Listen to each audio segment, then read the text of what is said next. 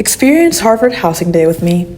If you haven't heard of it, Housing Day is a tradition where the freshmen find out where they're going to be living for the next 3 years. The night before, they participate in River Run, where they go around the 9 river houses and take one shot at each house in order to secure their luck in getting River House. Does it always work out?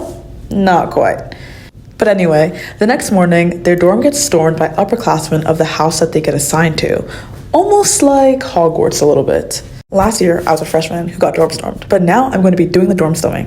At 6:30, we started getting ready, wearing merch, hyping up the house, and getting ready to go to the yard.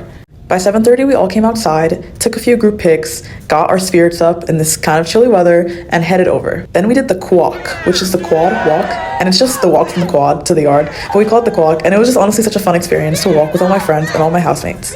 When we get to the yard, it's a run to the middle while we chant our house name with a ton of house pride. It's basically just like a shouting match between the houses, getting hype, screaming at the other houses, trying to prove who's the best house, while the freshmen just hear it outside their dorm and wonder what house they may get. Right at 8:30, we all get envelopes telling us which rooms to go to and which person to storm, and then we run to their dorms and we either chant our house name or sometimes we'll chant our rival house or a house we think that's worse than ours to like fake them out and, you know, like kind of trick them a little bit.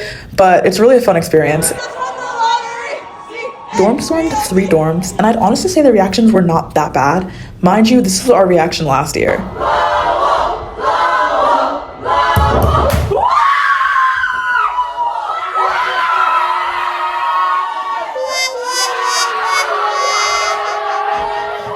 And these were the reactions this year.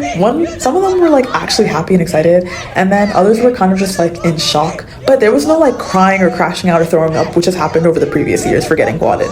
So all in all, it was such a fun experience and something that like is super unique, and I never thought I'd get to experience.